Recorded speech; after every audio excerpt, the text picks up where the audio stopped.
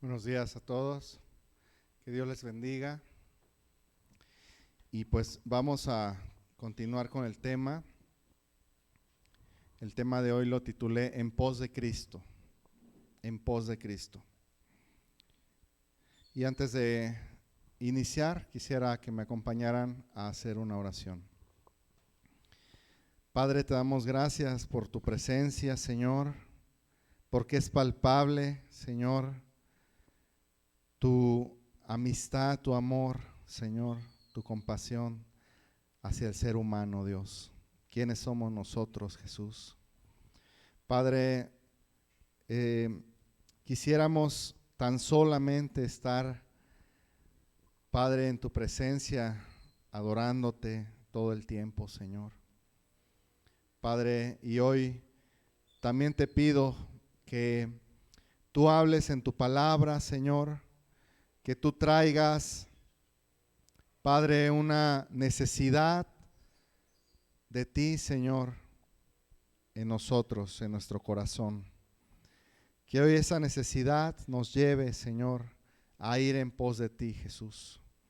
Padre, y que hoy sea el día de salvación para aquellos que aún no han seguido tus pasos, Dios, porque Padre, quizás no se han dejado encontrar, Dios, pero que tú seas hoy más fuerte, Señor, y que tu presencia, Padre, nos lleve a una rendición completa y total. Te lo pedimos en el nombre de Jesús. Amén y amén. Vamos a ver el pasaje que se encuentra en el libro de Marcos, capítulo 1, verso 17. Marcos capítulo 1, verso 17.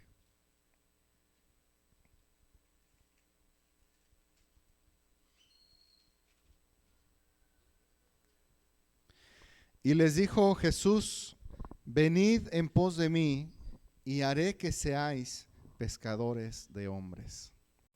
Venid en pos de mí, y haré que seáis pescadores de hombres. Este es el llamado que Jesús hizo a cuatro pescadores. A cuatro pescadores, entre ellos estaba Pedro y también Andrés y los dos hijos de Zebedeo, que eran Jacobo y Juan. Y es tremenda esta palabra porque dice que ellos, dejando luego sus redes, le siguieron. Y en otro pasaje paralelo, en Mateos, dice que dejándolo todo, le siguieron. Dejándolo todo. O sea, no sé si alcanzamos a entender esta palabra de dejar todo.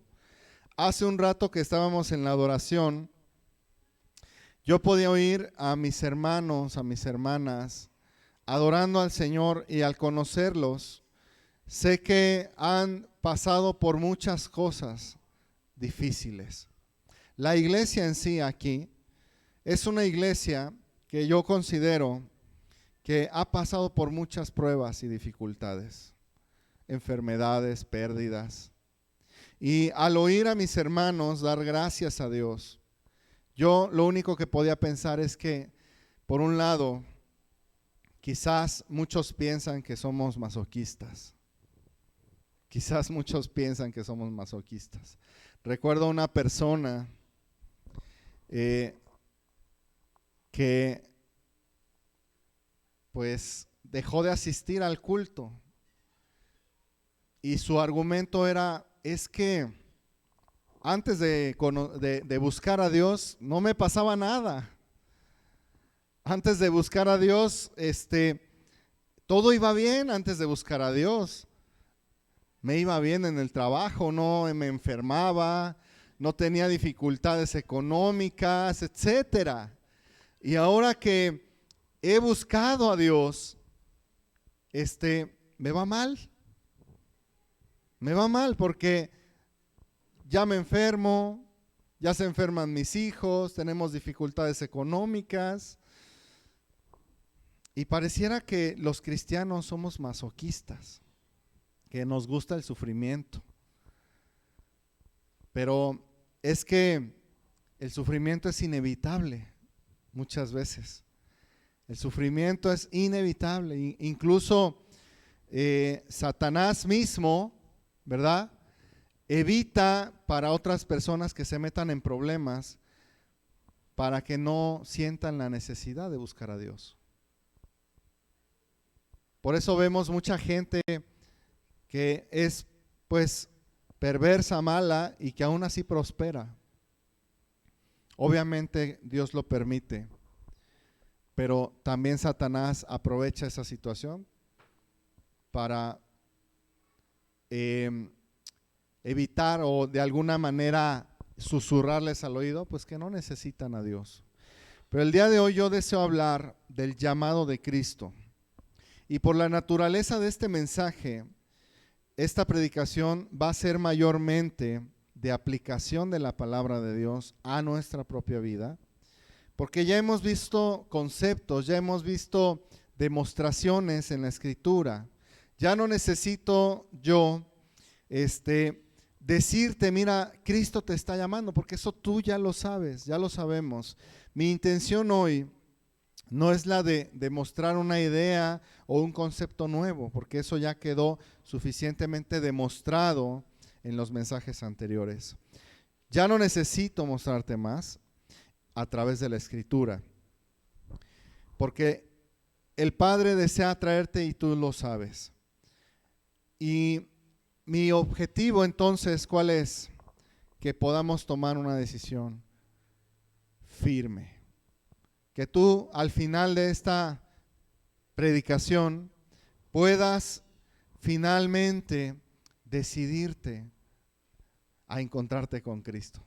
Porque ese es el anhelo de nosotros como iglesia. Porque ese es el objetivo principal de todos estos mensajes que hemos visto durante este mes.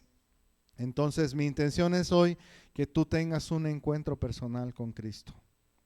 ¿Y cuál es mi intención para la iglesia? O la intención que yo percibo de Dios para la iglesia, más bien, porque mi intención aquí no cuenta. Mi persona aquí no cuenta. La persona que cuenta es la de Jesús. Y yo deseo comunicar a la iglesia, hermanos, que no hagamos caso del desánimo. Tal como lo dijo el apóstol Pablo en el libro de Hechos, capítulo 20, verso 23 y 24. Fíjense lo que dice Hechos 20, 23. Salvo que el Espíritu Santo por todas las ciudades me da testimonio diciendo que me esperan prisiones y tribulaciones. Prisiones y tribulaciones. Pero de ninguna cosa hago caso, ni estimo preciosa mi vida para mí mismo, con tal que acabe mi carrera con gozo y el ministerio que recibí del Señor Jesús para dar testimonio del evangelio de la gracia de Dios. O sea, los sufrimientos y las tribulaciones no van a dejar de venir, hermanos. Con eso podemos contar de aquí en adelante. Y las cosas se están poniendo peor. Hoy en la mañana, y quizás fue desde ayer, pero hoy en la mañana me enteré que hay un nuevo ataque en Medio Oriente al país de Irán. Yo dije, bueno, como si no tuviéramos suficiente ya, ¿verdad?, con el conflicto en Ucrania, pero además tenemos que lidiar ahora con nuevos ataques. Ni modo. La Escritura habla de estas cosas. La Escritura habla de estas cosas y nosotros necesitamos entender que estas cosas son reales y que solamente es cuestión de tiempo para que nos alcancen. Así como el COVID. Cuando inició el COVID en el mundo, en China, ¿verdad? China está muy lejos. Y yo escuchaba, ¿verdad?, el nuevo virus, que no sé qué, las muertes, etcétera. Y luego alguien dijo por ahí, solo es cuestión de tiempo para que llegue a nuestro país. Y llegó, no tardó más de un año en llegar. De la misma manera, hermanos y amigos, las calamidades y las situaciones complicadas que la Biblia anuncia están próximas y solo es cuestión de tiempo para que lleguen hasta nosotros. Y si no lo has sentido, bueno, yo te recuerdo que tenemos una economía muy frágil y pues mucha gente se está desesperando porque no le alcanza, y es verdad, y es real, y a todos nos ha alcanzado. Y yo creo, según lo que dice la Escritura, pues que esto va para largo y que está para quedarse. Entonces, hermanos, no nos desanimemos, sino que no estimemos preciosa nuestra vida para nosotros mismos, así como lo dice Pablo en el verso 24. Ni estimo preciosa mi vida para mí mismo. Esto tiene mucha relación con lo que Jesús dijo, que el que ama su vida la perderá, pero el que pierda su vida por causa de mí y del evangelio, dice Jesús, éste la hallará. Entonces, no estimemos nuestra vida, hermanos, como preciosa, con tal de que acabemos nuestra carrera con gozo, ¿verdad? ¿Y cuál es el final de nuestra carrera aquí? Cuando tú ya estés en la gloria del Padre, disfrutando de sus bendiciones. Antes de eso, nuestro camino es de pedregales, nuestro camino es de espinos, nuestro camino es de afanes, nuestro camino es de sufrimientos. No hay de otra, pero con gozo, hermanos, con gozo. ¿Por qué? Porque tenemos un gran Dios, porque tenemos un Dios poderoso, ¿verdad? Y ese Dios poderoso nos ha dado un ministerio. Aquí dice, con tal que acabe mi carrera con gozo y el ministerio que recibí del Señor Jesús. ¿Qué es un ministerio? Un ministerio no es solamente la encomienda de un pastor o de un predicador de predicar la palabra. No, un ministerio, de acuerdo al diccionario y de acuerdo a la Escritura, es un servicio que Dios te ha encargado a ti para desempeñar. Y ese servicio va desde barrer un área, desde lavar un baño, para que la iglesia y las gentes que vienen a escuchar la palabra nos podamos reunir con libertad y con cierta comodidad. Un servicio va desde prender un ventilador hasta conectar una computadora, hasta llevar una alabanza y a dar un mensaje. Ese es un servicio, un ministerio que Dios nos ha encomendado llevar a cabo. ¿Por qué? Porque como lo leímos en Marcos 1:17, el Señor quiere hacernos pescadores de hombres. Pero es curioso, ¿verdad? A mí me llama mucho la atención ese pasaje de Marcos, porque Jesús les dijo algo que ellos tenían que llevar a cabo. ¿Qué es lo que Jesús o Dios te pide a ti? Solamente que vayas en pos de Él. No te pide que hagas un milagro. No te pide que hables grandes cosas. Dios no te pide, ¿verdad?, que conviertas 5,000, 6,000 personas en una predicación. Dios no te está pidiendo que te vayas lejos, a otros lugares, ¿verdad? Aunque quizás eventualmente sí te lo pida. Pero yo creo que ahorita, en estos momentos, Cristo no te pide grandes cosas. Solamente te está pidiendo ¿qué? Venid en pos de mí.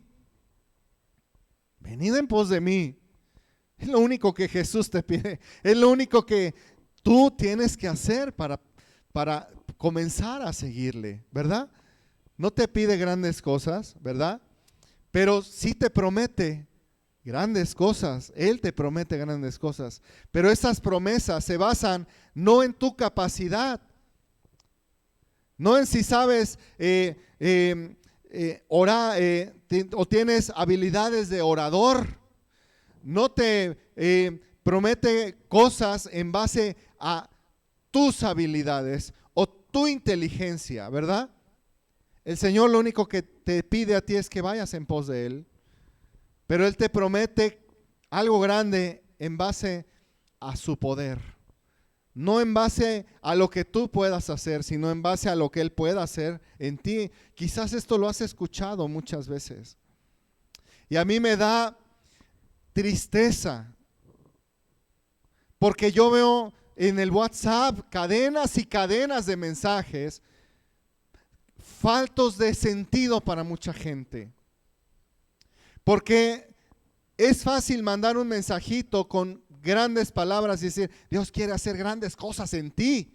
No te desanimes, sigue adelante, ¿verdad? Pero luego la gente sale y hace lo que ha hecho exactamente hasta el día de hoy, que es su propia voluntad. La gente sale y hace lo que ha hecho todos estos años, que es pecar contra Dios. Continuar con su amargura, su egoísmo, continuar con sus pecados. Es lo que hace la gente. Y todavía le siguen mandando mensajitos de Dios quiere hacer grandes cosas en tu vida.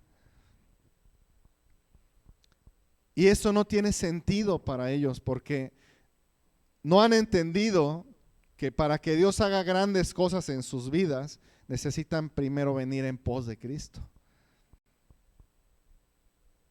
Por eso es vano todo eso.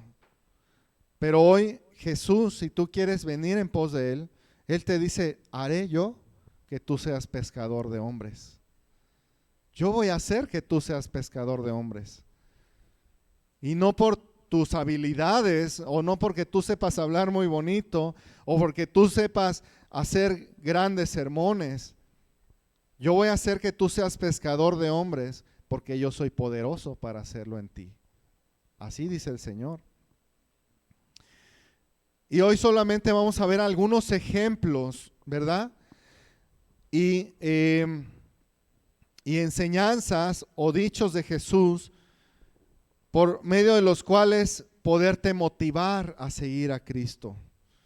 Vamos a ver, por ejemplo, algunas personas que tenían la intención de seguir a Jesús. Mateo capítulo 8, verso 18 al 22. Y luego vamos a ver un pasaje paralelo en Lucas 9, 57 al 62. Mateo 8, 18 al 22.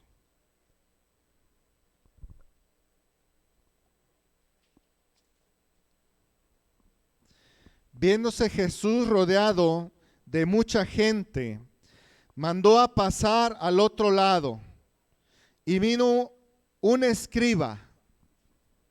Primero vino un escriba a Jesús, ¿verdad? Y ese escriba le dijo, Maestro, te seguiré a donde quiera que vayas. Y Jesús le responde, las zorras tienen guaridas y las aves del cielo nidos, mas el Hijo del Hombre no tiene dónde recostar su cabeza. ¿Sí? ¿Quién es un escriba? Un escriba era un intérprete de la ley de Dios. Y como intérprete era una persona muy importante y de posición y autoridad en el pueblo de Dios, en el pueblo judío. ¿Sí? Era una persona que, si lo queremos entender de alguna manera en nuestro tiempo, pues sería una persona, quizás un catedrático de universidad. Quizás este escriba hoy sería una persona culta, una persona de renombre, quizás un gran filósofo, quizás un gran pensador, un teórico, ¿verdad? Y este escriba representa a aquellas personas que poseen reputación, que de alguna manera poseen influencia sobre los demás y una buena posición social. Por lo tanto, era una persona acostumbrada a ciertas comodidades, a tener comida a tiempo, a tener días de libertad, de estar con la familia quizás, sin preocupaciones económicas. Era una persona acostumbrada a comodidades. ¿Y qué le dice a Jesús este hombre? Maestro, te seguiré a donde quiera que vayas. Quizás esta persona había entendido su necesidad de Jesús. Quizás esta persona no tenía, a pesar de todo lo que tenía, pero no tenía paz para con Dios. Y Jesús lo percibió. ¿Y qué le dice Jesús? Mira, amigo, las zorras que viven en el campo, que no son alimentadas por nadie, esas zorras que pues nacen quién sabe de cómo y cómo se mantienen, ellas tienen guaridas. Y las aves del cielo tienen nidos. Pero yo no te prometo comodidades como las que tú estás acostumbrado. Yo no prometo que te voy a seguir manteniendo esa vida que tú estás acostumbrado a tener. El Hijo del Hombre no tiene dónde recostar su cabeza, le dijo. Y no nos dice aquí si se desanimó o si en verdad le siguió. Ojalá que en verdad le haya seguido. Pero lo mismo nos dice el Señor a nosotros hoy en día. No te prometo comodidades. Quizás vas a vivir una vida de carencias, ¿verdad? Así es el cristianismo. Luego se acercó alguien más. En el verso 21, otro de sus discípulos, ¿verdad? Otro de sus discípulos.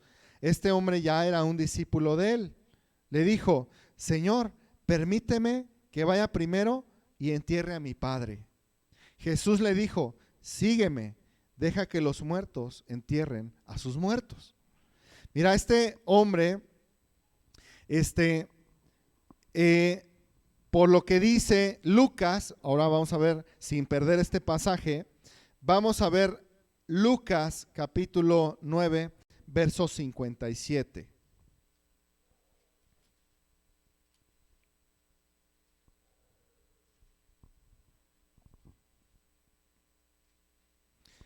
Más bien en el 59, porque el 57 y 58 hablan de el escriba, ¿no? Pero el 59 dice, dijo a otro, sígueme. Aquí se plasma en Lucas que el Señor le dijo, ¿a quién?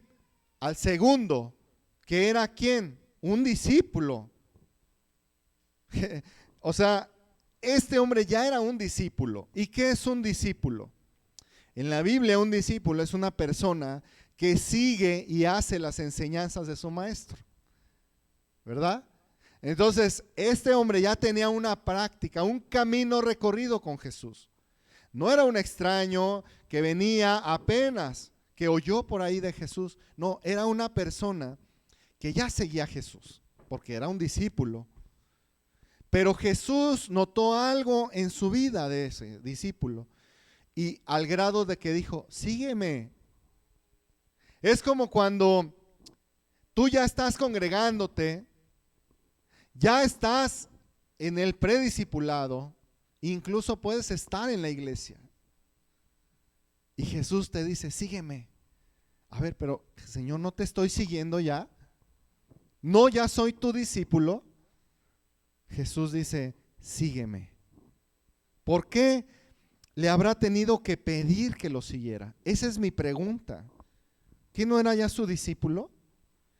En realidad, pienso yo que no le seguía, sino que aparentaba seguirle, porque Jesús le dijo, sígueme.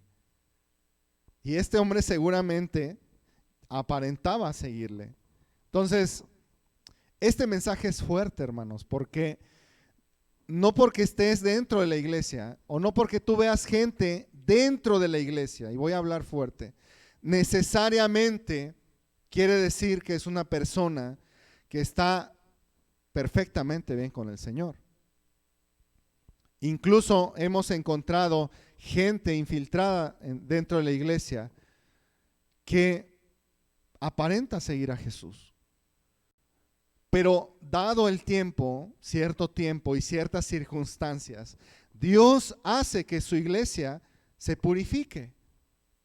Y lo hace Dios porque ninguno de nosotros está como policía viendo, hermano, ¿en qué caíste esta semana? Hermano, ¿estás bien o con el Señor? Y no estamos detrás de nadie inquiriendo los detalles. Pero eventualmente Dios quita a la persona que no le está siguiendo con corazón recto. Dios los quita. Dios exhibe sus pecados incluso. Al grado de que tenemos personas que han estado dentro de la iglesia y luego salen con pecados escandalosos. ¿Por qué? Porque esas personas fingen seguir al Señor, pero en realidad no le siguen. ¿Qué tenía este discípulo que motivó al Señor a decirle, sígueme? En el verso 49, le estamos leyendo, de Lucas, en el verso 59, de Lucas 7. Dijo a otro, sígueme, y él le dijo, Señor, déjame que primero vaya y entierre a mi padre. Jesús le dijo, deja que los muertos entierren a sus muertos, y tú ve y anuncia el reino de Dios. Vamos a ver qué dice Mateo. Mateo 8.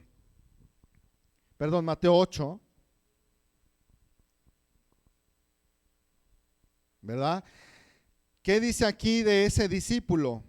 Bueno, otro de sus discípulos le dijo, Señor, o sea, se entiende que primero Jesús le dijo, sígueme, y luego él le contestó, Señor, permíteme que vaya primero y entierre a mi padre.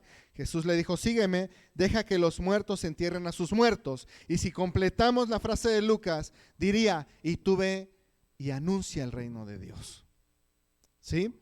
¿Por qué Jesús le pidió que le siguiera? Bueno, pienso yo que el pretexto era que tenía, o más bien la causa de esta petición de Jesús, era que tenía el corazón dividido.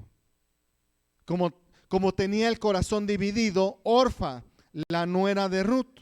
¿Se acuerdan de que vimos el pasaje de Ruth? Y que Orfa pensaba que estaba siguiendo a su suegra, a la tierra bendita de Israel, pero no. Tenía el corazón dividido entre dos pensamientos, y el pretexto, tal como de Orfa, en este hombre también, es que tiene un padre enfermo. Y pudiéramos pensar, si vemos este pasaje de una manera superficial, que Dios está en contra de que tú veas por los tuyos, pero no es así. Dios está en contra de que tú tengas ídolos en tu corazón. Y a veces la familia puede ser un ídolo, los padres, los hijos. ¿Cómo darte cuenta que tienes un ídolo en tu corazón? Bueno, si tú cuidas en demasía a esa persona e evitas incluso que Dios le pueda hablar a esa persona con el pretexto de que le amas, eso ya es idolatría. Te voy a poner un ejemplo. Una persona que yo conozco tiene un familiar en necesidad, pero cada vez que ese familiar o hace que la persona que yo conozco se entere de su necesidad, entonces la persona, ¿verdad? Pues busca por mar y tierra los recursos para darle a aquella persona que es padre de familia.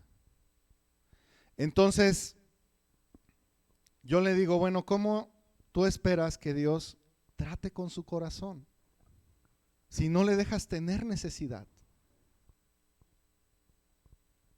Porque si Él quiere y está dispuesto a buscar a Dios, tiene que dejarse tratar por Dios. Y quizás Él quiera hacerlo, pero ¿cómo tú vas a lograr o vas a permitir que Dios trate con esta persona si tú le provees todo? ¿No será que a lo mejor estás estorbando al Señor para que le traten su necesidad? Es cierto. O sea, si una persona no llega a sentir necesidad de Dios, si no llega a verse hundido en los problemas, si no llega a verse hundido en su pecado y las consecuencias de su pecado, y tú le procuras todo, ¿verdad?, para que no sufra, eso es un ídolo en tu corazón. Perdón, pero así es. Y este hombre tenía a su padre, quien por cierto, si leemos en detalle, tenía quien le cuidara.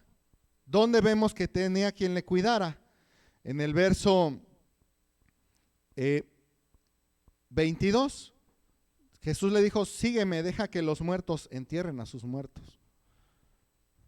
Sin duda ese padre tenía otras personas que le pudiesen enterrar, porque si no Jesús no le hubiese dicho: ya tiene unos muertos ahí que le pueden enterrar.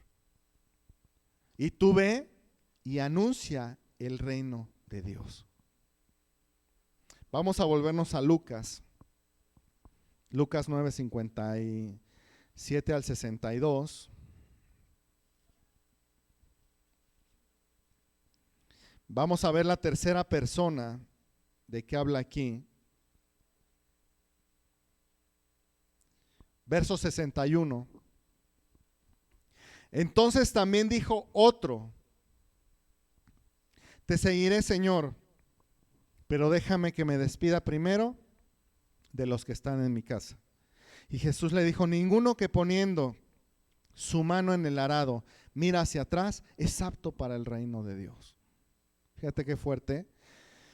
Y quizás también era un discípulo, porque aquí dice, le dijo otro, ¿no?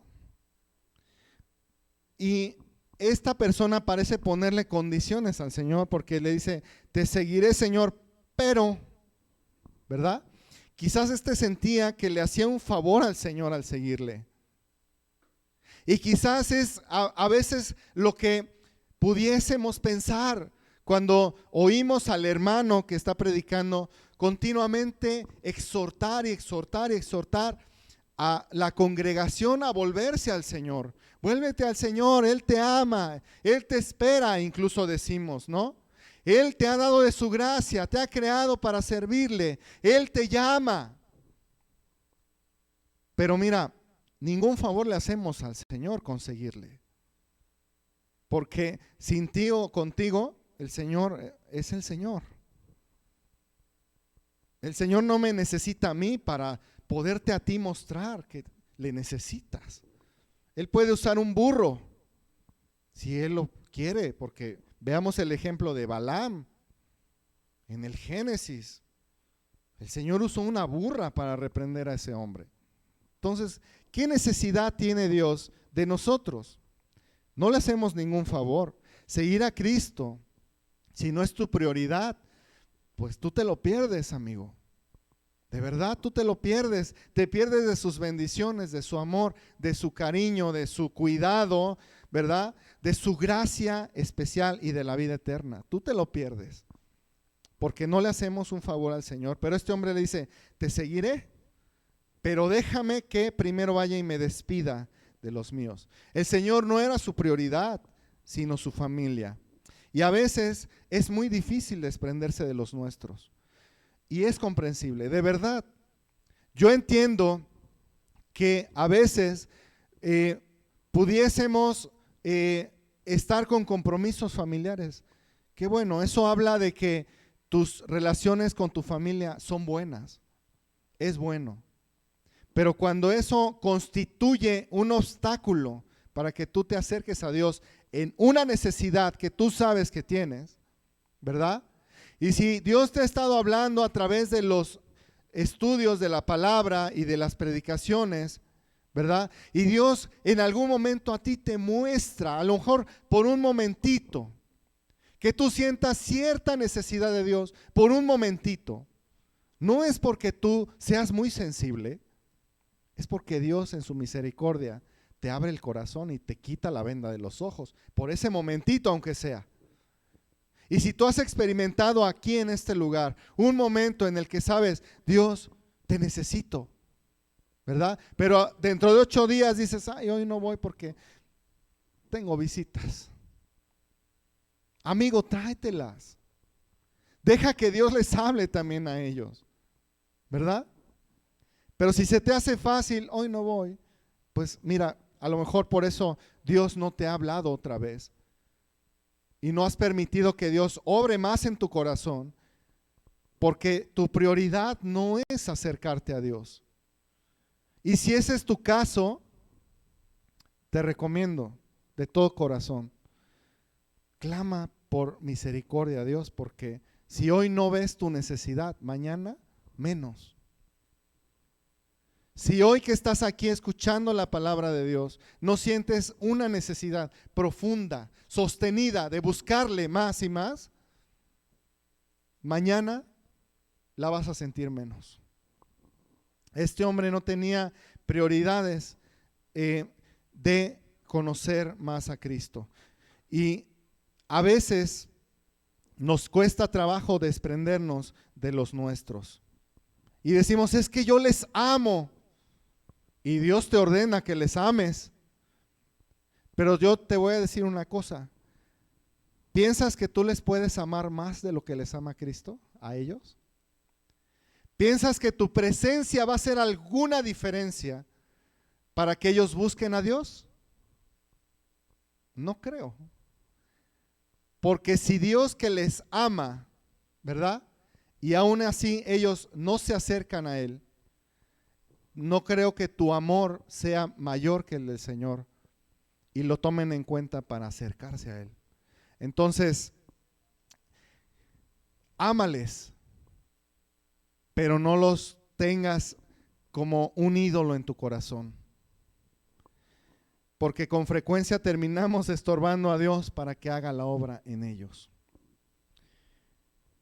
Hay personas que no les quieren soltar por nada, a sus hijos, a sus padres, a su familia, ¿verdad? Frecuentemente pasa y pensamos que nadie les va a cuidar mejor, que nadie va a amarlos más. Y en México incluso vemos un fenómeno curioso, ¿verdad? Yo he escuchado, y con todo respeto lo digo y con temor en mi corazón, pero así es. Las madres promedio en México, ¿verdad? Y yo espero que no estés demasiado apegada a tus hijos, pero las madres promedio en México dicen este dicho, si no les amo yo, ¿quién les va a amar? Mi hijo, ¿no? Y lo ves sufriendo tantito, mi hijo, yo entiendo, y yo no soy madre, yo jamás voy a poder experimentar el amor de madre, jamás. Y puede ser que yo no las entienda, pero la escritura aquí está hablando de una persona, que tiene un fuerte apego a su familia. Y Dios que te creó a ti, mujer, que eres madre, no puede amar menos a tus hijos que tú. Entonces no me mires a mí porque yo soy hombre y no seré madre nunca. Pero mira a Cristo. Y mira el amor que Cristo les tiene a los tuyos. Y considera eso para tú también buscar en necesidad a Dios. Entonces, así está la situación con estas personas. Y yo creo que se escribieron aquí Lucas y lo vemos en Lucas y en Mateo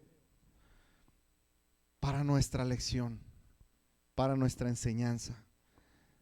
Ahora, vamos a ver algunos llamados que Cristo hizo a ciertas personas. El llamado que Jesús dio fue un llamado a seguirlo a Él, un llamado en obediencia y sumisión a su voluntad, un llamado a dejar todo. Nunca fue un ruego para hacer algún tipo de decisión momentánea, para adquirir perdón y paz en ese momento, ¿verdad? Y que adquieras el cielo en ese momento y después seguir viviendo como tú quieras. El llamado de Cristo no es ese. No es para que un momento te conmuevas y digas, ya, al fin, soy cristiano, y luego salgas a vivir tu vida como la vivías antes. Las invitaciones de Jesús para los perdidos, como nosotros, fueron siempre llamados directos a un compromiso costoso. ¿Quieres ver? Mateo capítulo 13, verso 44.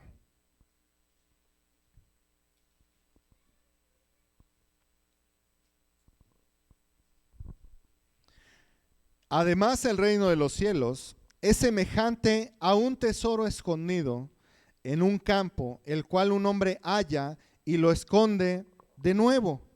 Y gozoso por ello va y vende, ¿qué? Todo lo que tiene. No una parte, no una fracción, no. Vende todo lo que tiene y compra ese campo. Verso 45. También el reino de los cielos es semejante a un mercader que busca buenas perlas, que habiendo hallado una perla preciosa fue y vendió todo lo que tenía y la compró. Aquí no estamos viendo un llamado a empeñalo y luego lo recuperas. Como si el reino de los cielos fuera algo que tú puedes obtener en un inicio y luego seguir viviendo como tú quieras. No. Yo pregunto, ¿qué es lo más valioso del reino de los cielos? ¿Tú qué imaginas que es lo más valioso del reino de los cielos? ¿La felicidad eterna? ¿Los mares de cristal? ¿Los caminos de oro que dice en Apocalipsis? ¿El resplandor del cielo prístino? ¿Qué es lo más valioso que a ti te atraería al cielo, al reino de Dios?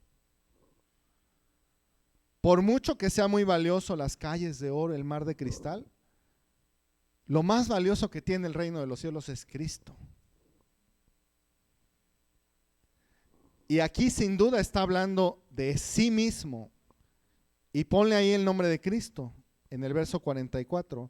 Además, el reino de Cristo o la persona de Cristo es semejante a un tesoro escondido en un campo, etcétera, etcétera. ¿Sí?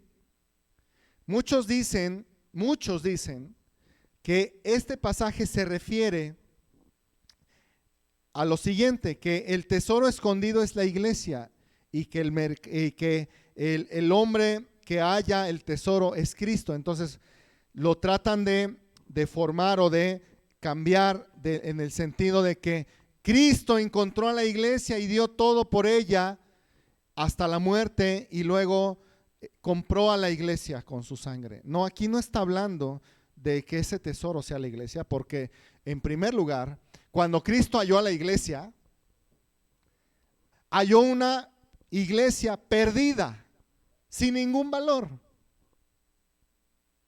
O sea, cuando tú eres hallado por Cristo, y aquí no me van a dejar mentir los hermanos, cuando somos hallados por Cristo, somos unas personas de lo peor.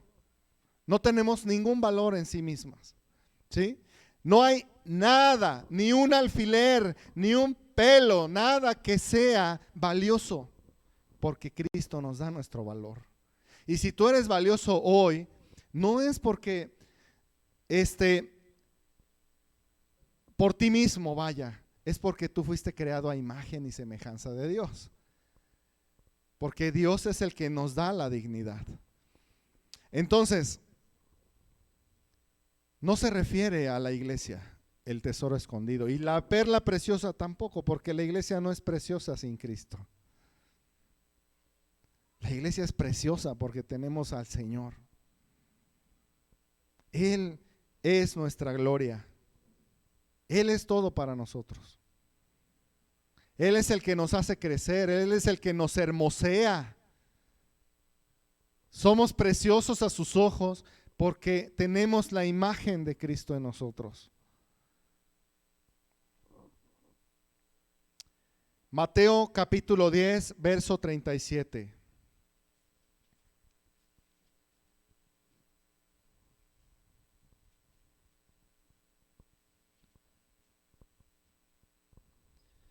El que ama a padre o madre más que a mí, no es digno de mí. Así dice Jesús.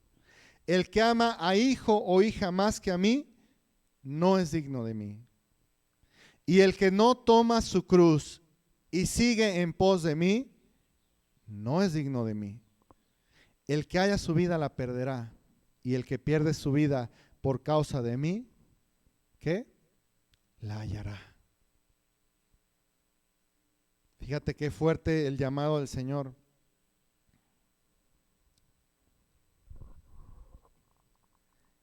El que ama padre o madre más que a mí no es digno de mí. El Señor no está jugando, amigo. El Señor te llama hoy a renunciar a todo. Y si esto no fuera suficiente, vamos a ver Lucas capítulo 14, verso 25.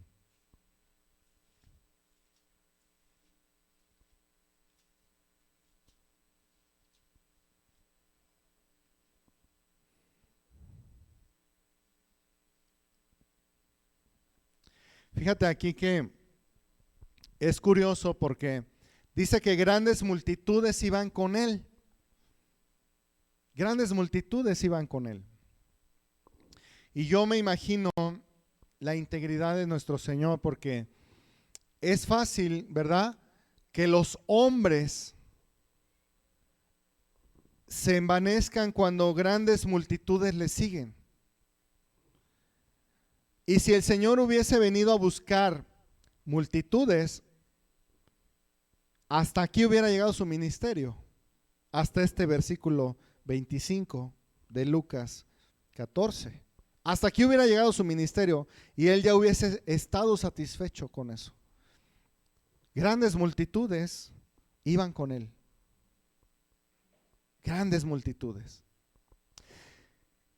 Pero él no buscaba multitudes, porque dice, y volviéndose les dijo, imagínate, o sea, ¿qué, Señor, qué no estabas contento con que ya grandes multitudes fueran detrás de ti?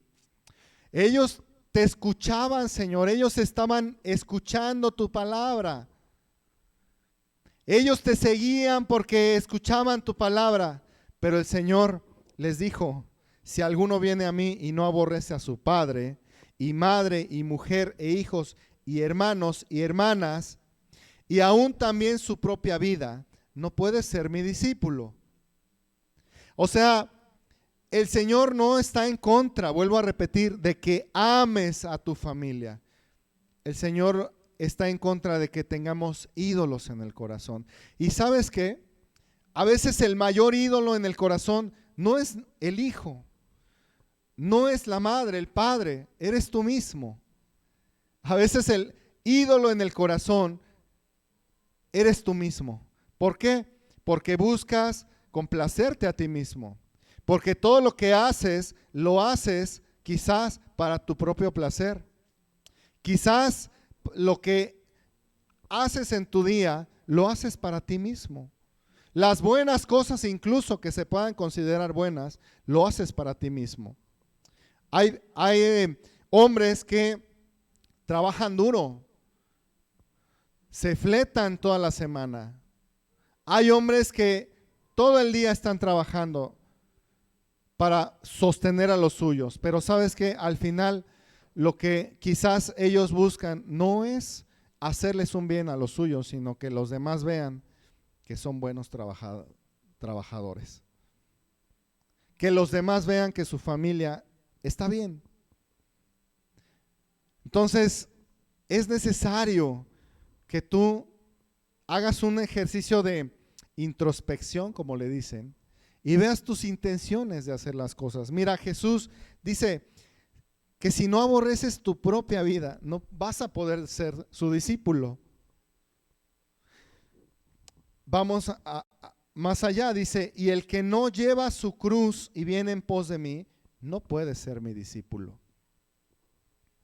Porque ¿quién de vosotros, queriendo edificar una torre, no se sienta primero y calcula los gastos, a ver si tiene lo que necesita para acabarla? No sea que después que haya puesto el cimiento y no pueda acabarla, todos los que lo vean comiencen a hacer burla de él, diciendo, este hombre comenzó a edificar y no pudo acabar? ¿O qué rey al marchar a la guerra contra otro rey no se sienta primero y considera si puede hacer frente con 10,000 al que viene contra él con 20,000? Y si no puede, cuando el otro está todavía lejos, le envía una embajada y le pide condiciones de paz. Así pues, cualquiera de vosotros que no renuncia a todo lo que posee, no puede ser mi discípulo. Y mira, Jesús no especifica, como decíamos hace 8 días, Jesús no especifica qué es lo que a ti te cuesta más trabajo renunciar. Puede ser un pecado, puede ser una persona, lo que sea. Pero Jesús no necesita especificar. Jesús con decir que renuncies a todo ya es suficiente. Pero a ver, tengo que renunciar a mis hijos. Mira, no vas a ser el primero. Abraham, que tuvo a su hijo Isaac siendo ya casi de 100 años, ¿verdad? Imagínate ese hombre apesadumbrado por la vida. Era muy rico, dice la Escritura. Pero tenía un pesar Abraham, y era que no tenía descendientes. Había vivido 99 años sin descendientes. Y luego cuando Dios le prometió que iba a tener un descendiente, pues se adelantó y fue a meterse con Agar, la sierva de Sara. Ni modo, Sara también se adelantó y dijo, a lo mejor Dios no me va a conceder a mí tener un hijo propio. Ten a mi sierva, a mi esclava, y embarázala. Nació Ismael. Pero imagínate a Abraham, después de 100 años, tener un hijo y que Dios le diga, llévalo a sacrificar. Llévalo a sacrificar. Yo te pido que me entregues a tu hijo en sacrificio. Imagínate eso. Si Abraham hubiera tenido más hijos, dices, bueno, tenía a Juanito y tenía a Perenganito, ¿verdad? Pero no. La verdad es que Abraham solamente tuvo un hijo. Y ese hijo Dios se lo pidió. ¿Por qué? Porque Dios probó su corazón para ver si no idolatraba a su hijo. Y como dijimos hace 8 días, tarde que temprano Dios a ti te va a pedir que renuncies a todo. A todo. A que no te reserves nada para ti. Dios te lo va a pedir tarde o temprano. Y yo quiero que tú lo sepas y que estés preparado para eso. Pero es que Jesús es quien nos llama, ¿no? A ver, ¿no nos ama? ¿No nos tiene paciencia? ¿No es bueno Jesús? ¿No desea salvarnos a todos? ¿Cómo es que nos pide tanto? ¿Cómo es que Jesús nos pide tanto? Se supone que a ti cuando te invitan a algo, ¿verdad? Supongamos que yo te invito a mi casa. Te invito porque te quiero tener en mi casa. Entonces yo que te invité, te tengo que dar a ti hospitalidad. Te tengo que recibir con amabilidad. Te tengo que recibir tal como eres. ¿Por qué? Porque yo te estoy invitando a ti, porque a mí me interesa que tú estés aquí. Pero con Dios no sucede así. Dios te ama y a Dios le interesa que tú vengas a sus pies. Pero Él no quiere que permanezcas tal como tú eres ahora. Porque Él puede hacer cosas mejores contigo. Y por eso Él te pide que renuncies a todo lo que posees. Es curioso que Él te invite a su reino y encima te diga, pero renuncia a todo. ¿Quieres venir? Pero renuncia a todo. Yo te invito, mira, puse mi vida por ti. Di mi vida en la cruz por ti. ¿Quieres venir? Pero renuncia a todo. Renuncia a todo. Mateo 22, 14.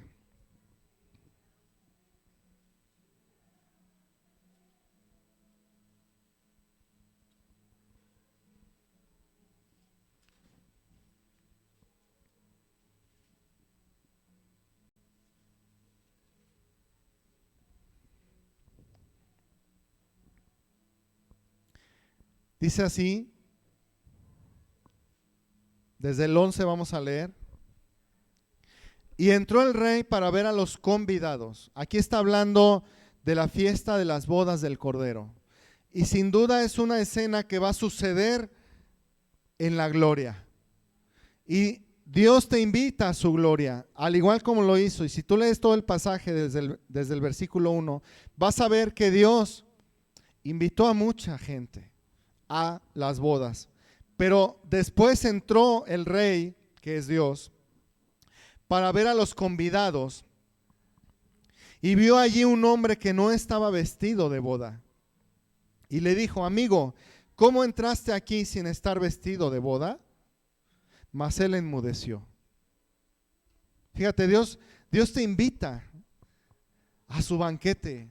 Dios te invita a su mesa. Pero Él necesita que tengas una cierta vestimenta. Y no estoy hablando de la vestimenta física. Estamos hablando de estar vestido de Cristo. Esa es la vestimenta que habla aquí. La vestidura de boda, la señal de que una persona es realmente parte del reino de Dios, es que tiene a Cristo en su vida. Y el Espíritu Santo le santifica. Y entonces, el vestido de boda, ¿cuál es? Estar vestido de Cristo. Y dice, mas él enmudeció. ¿Por qué enmudeció? Porque entró, como quien dice, de colado, ¿verdad? Pero no es que no estuviese invitado. Porque en versos anteriores dice que envió a su siervo a llamar a cuantos se encontrara. Es que no estuviera invitado, es que no se había preparado para estar allí. De la misma manera, el Señor te invita a ti, te invita. Él te ama, Él dio su vida por ti. Si no hubiese dado su vida por ti, pues no te amaría, ¿verdad? Pero Él dio su vida por ti. Pero hoy te pide, mira, ven, pero vístete de Cristo.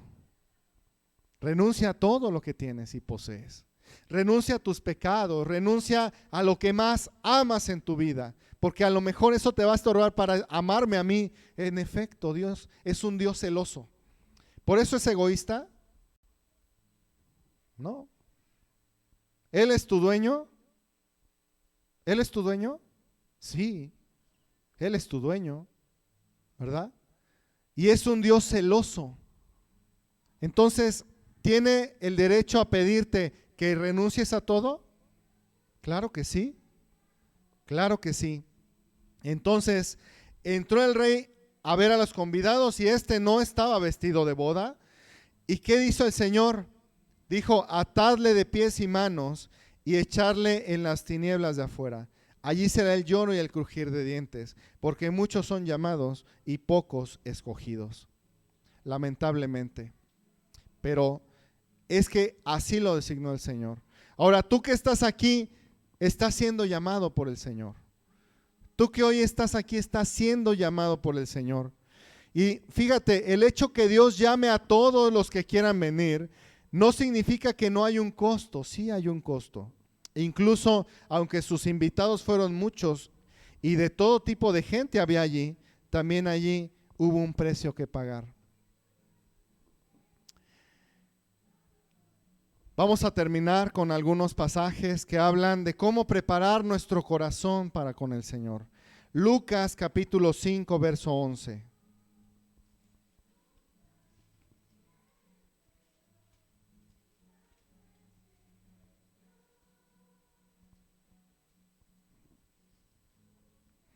Lucas capítulo 5, verso 11.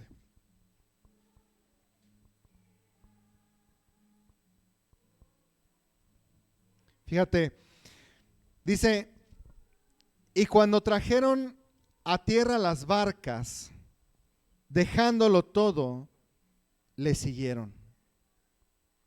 Dejándolo todo. Aquí está hablando de quién, de los hijos de Zebedeo, de Simón Pedro, de su hermano Andrés.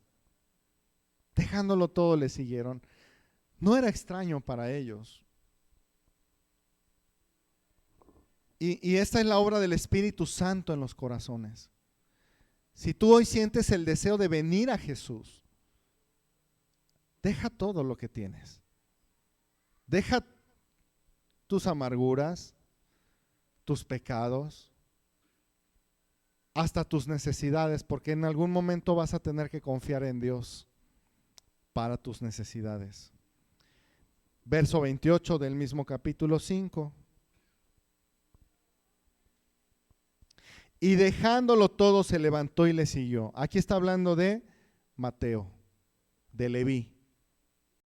¿Sí? Leví Mateo es la misma persona. Él era un publicano, cobrador de impuestos. Era una persona totalmente ajena al Señor.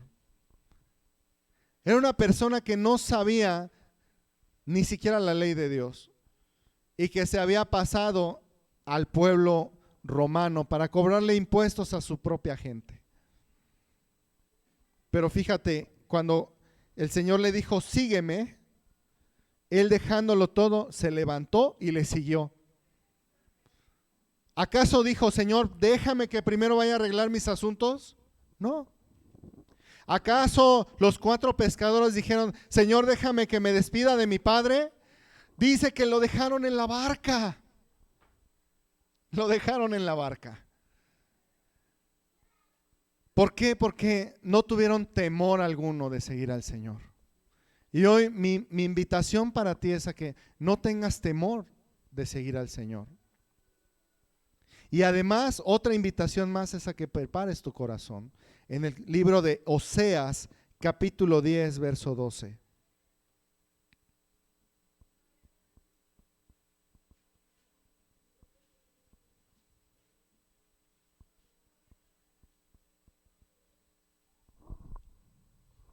Oseas está antes de Joel. Oseas capítulo 10, verso 12.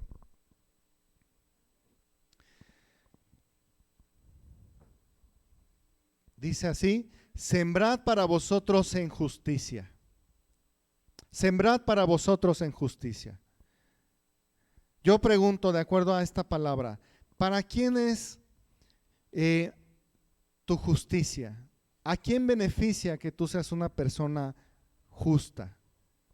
A ti y a los tuyos. Porque dice, sembrad para vosotros en justicia. Y aquí vamos a aplicar la justicia de la gracia de Dios. ¿Por qué? Porque este es el mensaje de Cristo. ¿Quieres sembrar en justicia? No hay otra justicia que la de Cristo. Segad para vosotros en misericordia. Fíjate, tú vas a sembrar en justicia, la justicia que viene de Cristo, pero vas a segar para ti en misericordia. ¿Por qué? Porque al final Dios va a tener misericordia de ti. Cristo va a tener misericordia de ti. Y luego dice, haced para vosotros barbecho, porque es el tiempo de buscar a Jehová hasta que venga y os enseñe ¿qué? Justicia. Nuevamente está hablando de la justicia de Cristo. Y un pasaje muy parecido está en Jeremías capítulo 4. Jeremías capítulo 4. Verso 3. Porque así dice Jehová a todo varón de Judá y de Jerusalén: harad campo para vosotros y no sembréis entre espinos. Circuncidaos a Jehová y quitad el prepucio de vuestro corazón, varones de Judá y moradores de Jerusalén. No sea que mi ira salga como fuego y se encienda y no haya quien la apague por la maldad de vuestras obras. Vamos a ver 2 conceptos similares aquí entonces. Oseas dice, haced barbecho, y Jeremías dice que circuncidaos a Jehová, quitad el prepucio de vuestro corazón. ¿Qué es el barbecho? Los que saben del campo saben que el barbecho consiste en hacer una limpieza del terreno, quitándole las malas hierbas, ¿sí? Pero también esto incluye un tiempo de hacer descansar la parcela por 1 o varios años antes de volverla a cultivar. ¿Esto qué quiere decir espiritualmente? bueno que hay que dejar de hacer lo malo. Hay que descansar el corazón un momento para buscar a Dios, como lo dice Oseas, buscar al Señor. Y luego hacer limpieza del terreno, quitando las malas hierbas, los espinos, las malezas que representan el pecado. Entonces así se dice que se barbecha, es decir, que la parcela está dispuesta con el fin de tenerla lista para la siembra. ¿Tú quieres hoy buscar al Señor? Necesitas hacer barbecho en tu corazón. Necesitas preparar tu corazón. ¿Cómo lo puedes hacer? Abandona tus pecados. Abandónalos. Renuncia hoy a todo lo que tienes, a todo lo que tú aprecias más y que tú sabes que aprecias más que el mismo Señor. Renuncia hoy a eso y el Señor va a trabajar en tu corazón. No mañana, no pasado mañana, de inmediato va a trabajar en tu corazón, porque el Señor no se tarda. Si tú estás dispuesto, Él va a hacer la obra en un instante, en un instante. A veces a mí me da tristeza, ¿verdad? Ver a ciertas personas que saben que están en pecado, pero pasan semanas y no se han arrepentido. ¿Por qué? Porque piensan que Dios se va a tardar en perdonarlos mucho tiempo. Y a lo mejor piensan que primero deben hacer lo bueno. ¿Sabes qué? No. Tú puedes venir a Jesús cargado de pecados y Él te va a limpiar. Tú puedes venir a Jesús hoy con los peores pecados que hayas imaginado hacer y Él te puede limpiar hoy. No necesita esperar a mañana, porque Él es poderoso. Porque Él es poderoso. Y nuevamente yo quiero hoy hacer un llamado serio, formal. Porque estoy seguro que aquí hay personas que sienten el impulso de seguir al Señor. Y yo no quiero que veas alrededor, ni siquiera a mí. Piensa en una cosa. El Señor te trajo hoy. ¿Por qué viniste hoy? Yo no lo sé. A lo mejor se te facilitaron las cosas. O a lo mejor viniste a pesar de las dificultades y los obstáculos. Pero el hecho es de que estás aquí. ¿No te gustaría seguir al Señor hoy mismo? ¿No te gustaría abandonar tus pecados hoy mismo? ¿No te gustaría pertenecer a ese reino eterno hoy mismo? El Señor no necesita otra semana más, otro año más, otro mes más. El Señor es poderoso para hacerlo en un instante. Vamos a cerrar nuestros ojos.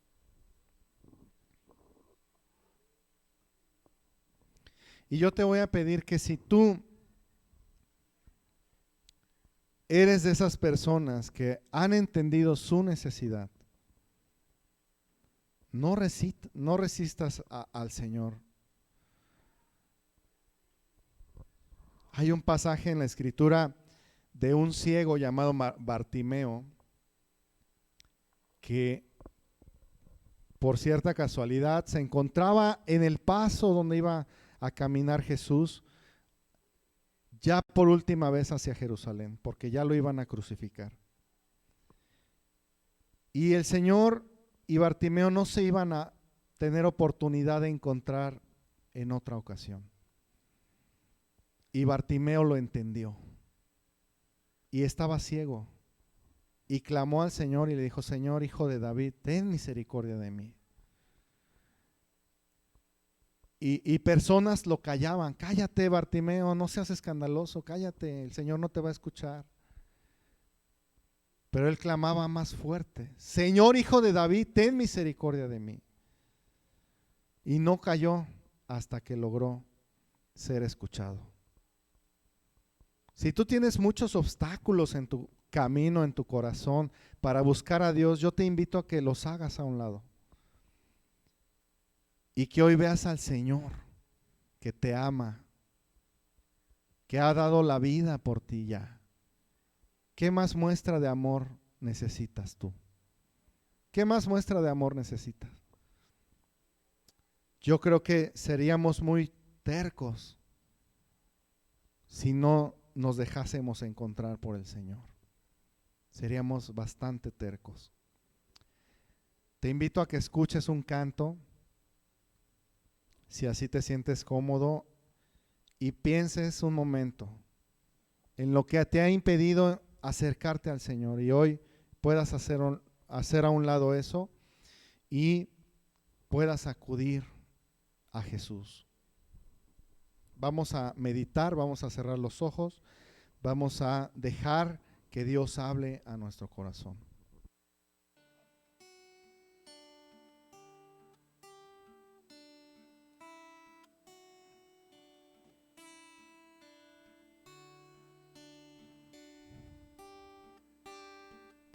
Esta es una oportunidad única como la de Bartimeo.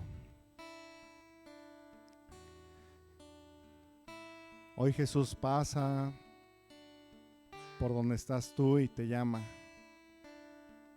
Y te dice lo mismo que les dijo a los pescadores: venid en pos de mí y os haré pescadores de hombres.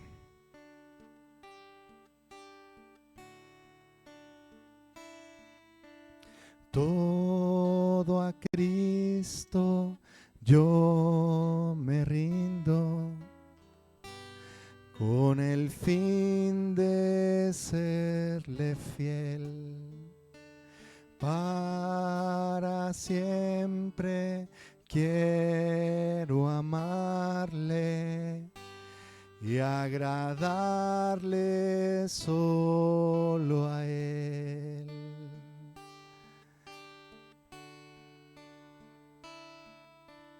Todo a Cristo yo me rindo, con el fin de serle fiel. Para siempre quiero amarle y agradarle solo a Él.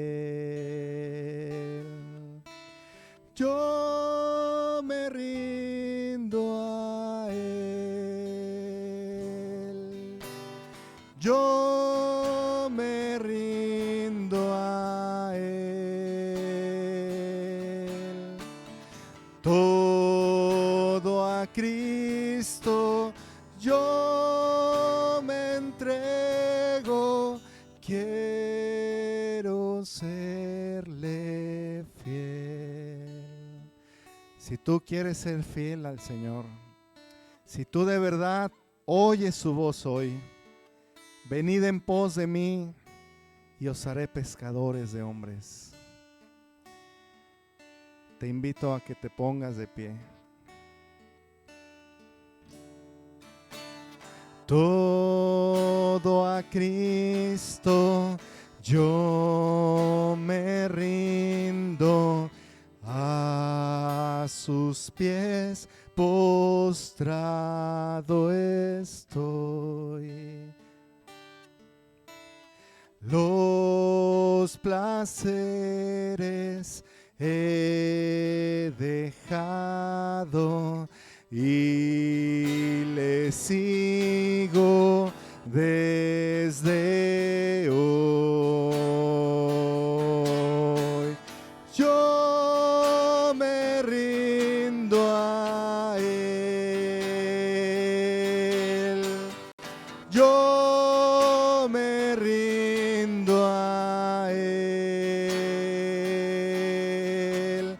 Todo a Cristo yo me entrego, quiero serle fiel. Si tú has decidido serle fiel al Señor, pase lo que pase, clama a Cristo. Él está aquí y te escucha. Y Él escucha tus palabras y la resolución que tienes en tu corazón. No tengas temor. De por sí el sufrimiento va a venir. Pero no cualquiera tiene el privilegio de ser llamado por Cristo. Piensa en Mateo, un cobrador de impuestos. Nadie daba un peso por él y el Señor le llamó. No pienses que eres demasiado poca cosa, porque Él hoy te llama. Y estima tu vida como preciosa, como dice la Escritura. Todo a Cristo yo me rindo, sí, de todo corazón. Yo le entrego alma y cuerpo, busco hoy su santa unción. Yo me rindo a Él. Yo me rindo a Él. Todo a Cristo yo me entrego. Quiero serle fiel. Yo me rindo a Él. Clámale al Señor. Yo me rindo a Él. Todo a Cristo yo me entrego. Quiero serle fiel. Quizás algo está muy arraigado en tu corazón. Si necesitas ayuda y necesitas que alguien ore por ti, te invito a que pases al frente. Los hermanos van a orar por aquellas personas que necesiten especial ayuda y oración. Y te invito a que pases sin temor y, hermanos, favor de estar al pendiente y orar. Y todos vamos a cantar en señal de rendición a Cristo. Todo a Cristo yo me rindo, siento el fuego de su amor. Oh, qué gozo hay en mi alma, gloria, gloria, mi Señor.